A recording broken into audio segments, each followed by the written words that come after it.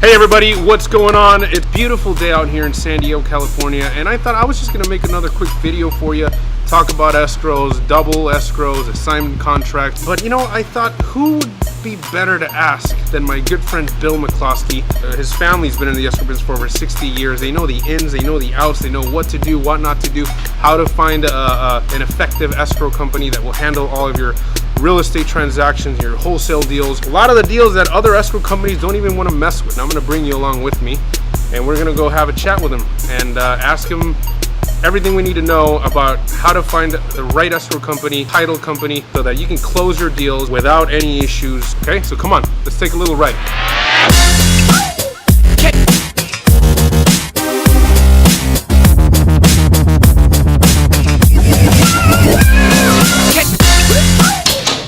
Hey Bill, how's it going? Nice to see you again. Good to see you. Good to see you. I understand you've got some questions for me today. Definitely. So, hey everybody, this is my good friend Bill. We go back about 5 years now. Messed around with a couple other escrow companies as I got started, and just ran into trouble constantly until I met Bill. And it's been smooth sailing ever since. And today we're going to talk about escrow. Okay, escrow can literally make or break your deal. We just had a property in escrow. The seller just really had to have that escrow company, and it was a nightmare. Okay, we almost lost the deal. So that's why I always make it a rule to stick to my escrow company, which is Allison McCloskey Escrow. And Bill here is there's no better guy to answer all these questions to help you find the right escrow company, what questions to ask, what is escrow actually. So Bill, if you could very quickly, would you tell us a little bit about yourself and how you got started, how long you've been in business, and all that good stuff? Okay, so I'm Bill McCloskey with Allison McCloskey Escrow Company, and I'm the president and owner of the firm. The company started in 1946. My dad started the company. I took over the company. Well, I've been working here full-time since 1972, and we handle many types of transactions, whether it be, let's say, commercial, residential, double escrows, assignment of the contracts. Exactly. I do the 1031 exchanges. We do bulk transfers, which is the sale of a business. We do mobile homes, and we do holding escrows. And holding escrows are escrows in which a personal property, so maybe an airplane or a yacht, and we have to have special bonding and special licensing to be able to handle those types of transactions.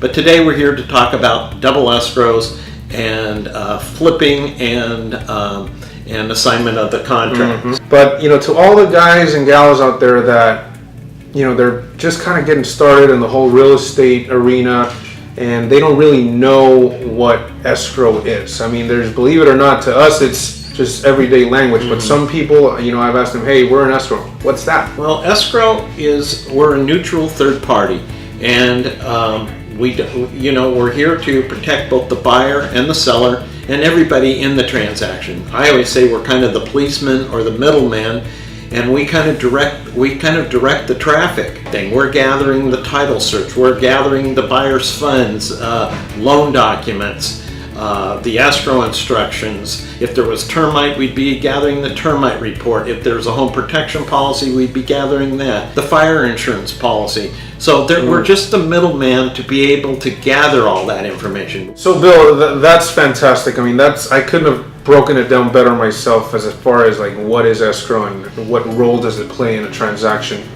Now how does escrow protect a buyer and a seller? There's a story that I once heard a long time ago that somebody who did not go to escrow, they thought they were getting a piece of property in, let's say, La Jolla, California. They handed the seller the funds, and then the seller handed the deed to the buyer. They found out the property was in El Centro. Ooh. Not in La Jolla, but in El Centro. That's kind of, escrow was set up to protect both the buyer and the seller. Even though we're neutral, we're here to protect those parties. There's so many other things that as an escrow company, we have to do a 1099. We have to send money to the franchise tax board if this is an investment property and the seller owes 3 1/3 to the franchise tax board. There's just lots of things that the government has put on our shoulders to make sure everything run smooth in the transaction. We collect the money, everybody gets a copy of the estimate, they see how much money the seller's going to receive, they see how much money the buyer has to put in,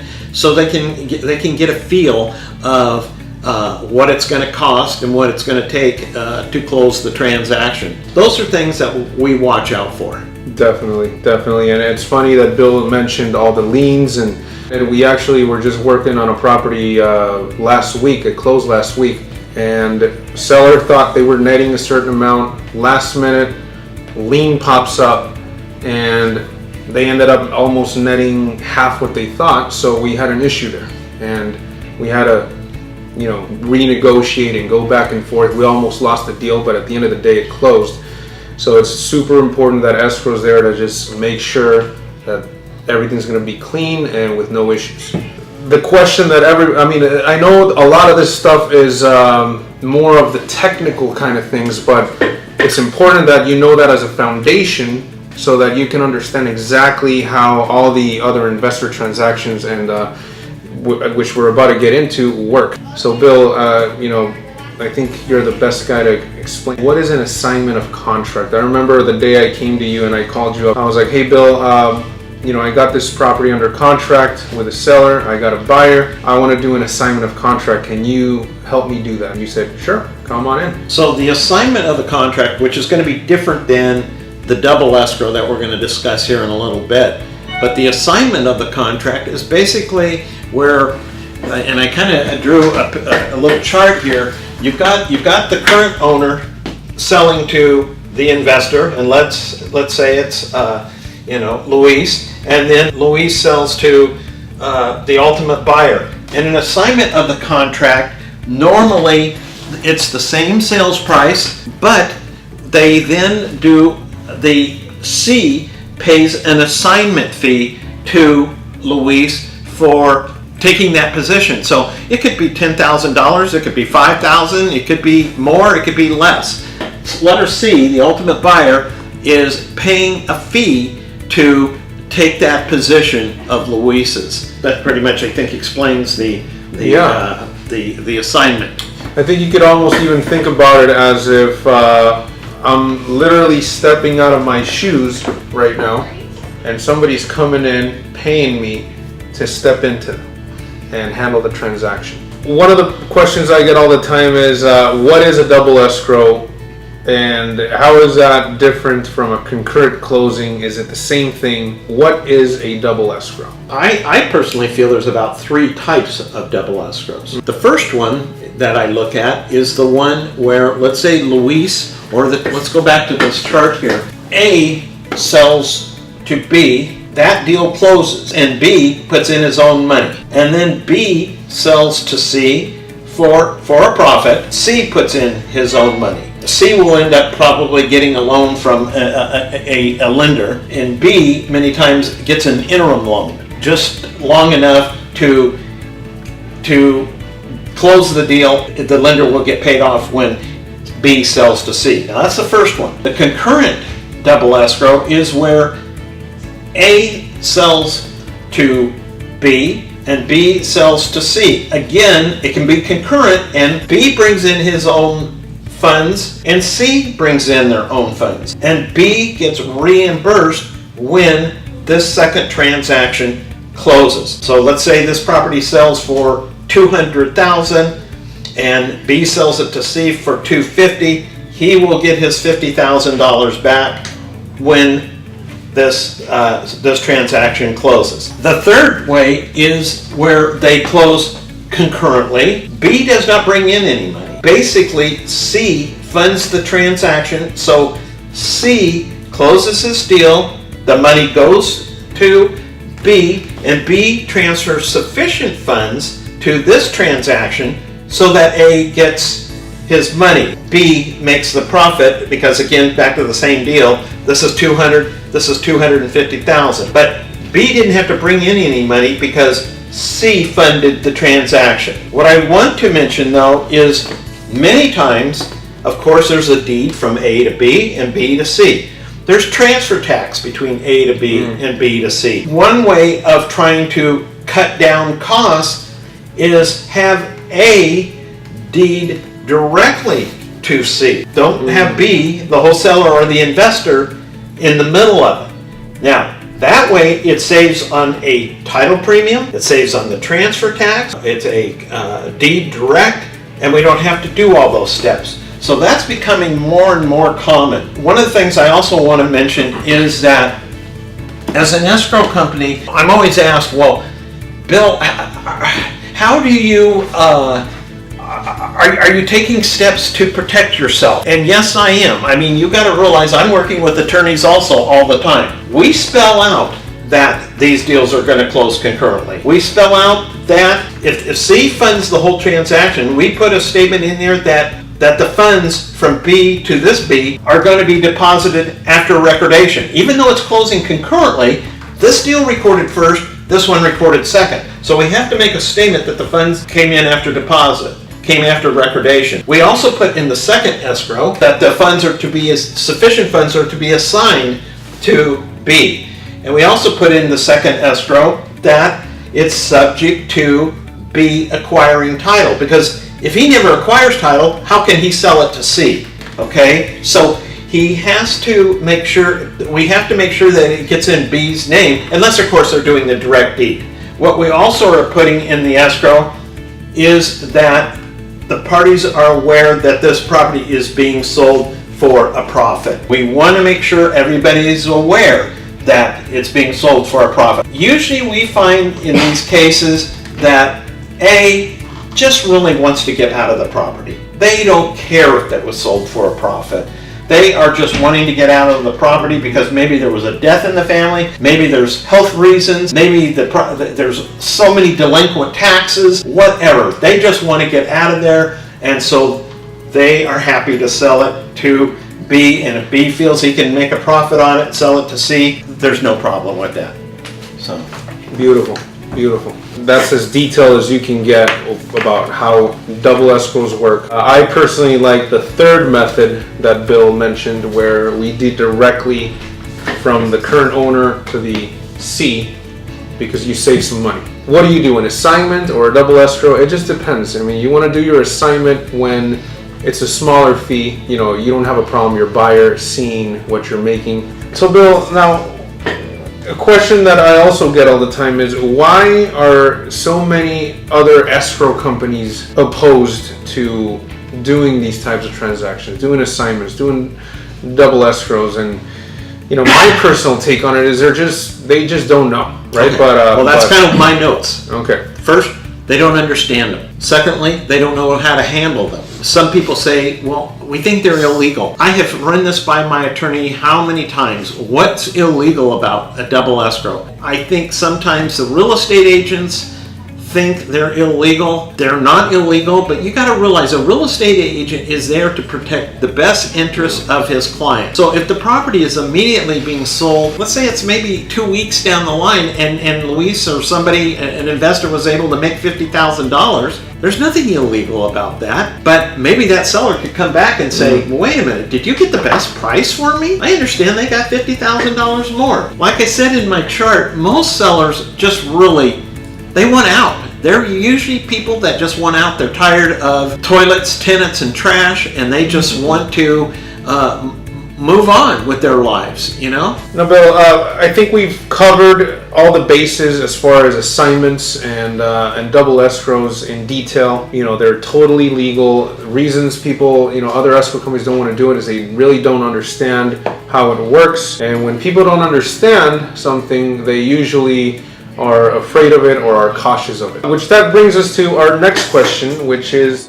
there's a lot of people in California, there's people, you know, in New York, there's people all across the country that are probably watching this video, Bill. So, I mean, in California, it's easy, you know, just, you know, call McCloskey, right? But if you're in, you know, Texas or New York or Colorado, wherever, what are the questions that you want to ask when going into calling around and finding a good attorney or a good escrow company, escrow title company, to find out if that company is investor friendly? Ask them, have you ever handled a double escrow or have an assignment of the contract? Mm-hmm. You're just going to have to ask them, and if they say no, do they have somebody they could recommend? One of the things about Allison McCloskey Escrow Company is we kind of think out of the box. You got to realize we're an independent escrow company. We have the oldest license as an independent escrow company in the state of California. So for me, thinking out of the box isn't that complicated. But I get a lot of title companies, they want just the tracks and they want the refis. They don't want all the complications of a double escrow or a 1031 exchange or an assignment of a contract. But I grew up this way, knowing how to do this, and so it's not unusual for me. Ask them. If they say they do, then try them out, and if they say they don't, then call another company. If they say they don't, call another company. If they say they don't, call another and another until you find one. There is one. Go to the RIAs, the real estate investor meetings, ask other investors that are already doing deals and ask them, hey, can you recommend me an investor-friendly escrow company? And 9 times out of 10, you're going to get a guy that's going to, they're going to help you out. He was the one who called me and said, we've got a double escrow going with some, I'm not going to mention names or anything, but with another escrow company, and he just wasn't happy about it. And so he called me. I don't even know how he got my name, to be honest with you. But he called me and wanted to know if we handle these types of transactions. Can't stress it enough, guys. Dealing with the right escrow company is life or death of your deal. I mean, you might get it done, but you're going to have to jump through so many hoops to get it done, if you get it done, when you're dealing with a company that doesn't normally deal with these types of transactions. What would you say an investor could do or provide an escrow company to make sure that an escrow officer is more efficient, is able to get the deal from opening escrow to closing the escrow as smoothly and as efficiently as possible? Because there are things that you as the investor can do to help ensure that this transaction goes smoothly. Well, I know what my escrow officers come and tell me all the time. We need the information from both contracts. We need, whether it's an assignment of contract or whether it's a double escrow, we need all the information. Not only that, we need the contact information for the party. What's the seller's phone number, address, email? What's the buyer's? Number 2 is we really do not want the deposit check until we have a contract. I cannot pull an escrow number until I have the contract. No funds should be sent to us until we have that. We can't prepare the escrow instructions until we have the contract. Then I can take the funds in. The Department of Business Oversight, which is our regulator, requires that we deposit the funds within 24 hours. If we get some checks coming in or wires and we don't know where they belong to, I hate to say it, we're going to have to return them because we don't have the information on those things. What Bill's saying is, for example, you have a property and it's a good deal. There's a lot of investors that want it. It's hot in the marketplace. You're talking to 2 or 3 investors and you say, hey, whoever deposits first, gets the property. So you don't want to do that because then they're going to start sending the money. That makes a problem for us. Or you could do that, but you send them a contract and say, hey, send me the contract and wire the funds ASAP. When you get the contract, make sure the funds are sent, and that way you won't have a problem with your escrow. The only problem is though you've made a point is, let's say there's 5 investors there, and you say, the first one to get their funds in. Well, if I get 2 contracts and I get 2 funds, then I do have a problem. I've got to know which one we're returning. I cannot get in the middle of that. Again, we're just the neutral third party. So I can't determine which transaction we're taking, and we will have to return it. So guys, the one thing you want to remember is don't open escrow until you know that you have that property sold. Because otherwise, you open escrow, you get a contract with the homeowner, you don't know if you're going to be able to sell it. Escrow people start ordering title, start drawing up instructions, start working on the file, and then at the end of the day, nothing happens and it doesn't close, and you just wasted a lot of people's time. So you want to open escrow at least when you know you have a really good deal, that it's a no-brainer, it's going to get sold, or when you have the buyer and they're ready to go. A couple other things that my gals would like to get is, on the seller side, get us the information regarding the payoffs of any existing loans or liens, or maybe if there's a homeowners association, get us the information regarding the homeowners association, because we're going to have to write to the HOA to find out if there's any existing liens and what the fees are and things like that. We need to know Is the property vacant? Is it vacant? We're not prorating any rents, or is there a tenant in there and we are going to prorate rents? Are we also going to prorate taxes? I do have a couple more things I'd like to say on an overview of this whole thing. A couple of things that you need to watch for.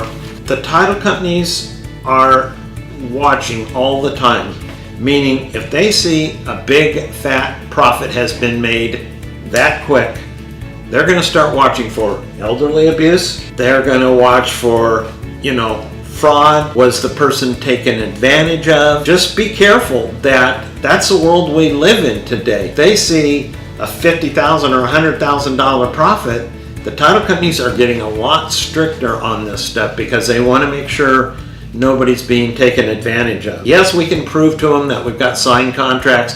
Yes, we can prove to them that we've got signed escrow instructions, but that's just part of what's going on these days. You just want to make sure that everything you do is ethical, above water. Everything is disclosed, and the bottom line, to keep it really simple, just do what's right. Okay, if you do what's right, you have nothing to worry about. So anyways, guys, I hope you enjoyed this training session with Bill. I don't think it gets any better than this. The guy has been, in business for a very, very long time. They know what they're doing. They know the ins and outs of assignments, double escrows, all investor type transactions. If you're in California, you got your problem solved, give Bill a call. If you're outside of California, then look for a company, ask them the right questions, and if you seek, you shall find. All right, guys, I'll see you in the next video, and thank you for your time. Thank you for spending your time with us today, and I'll catch you on the next one.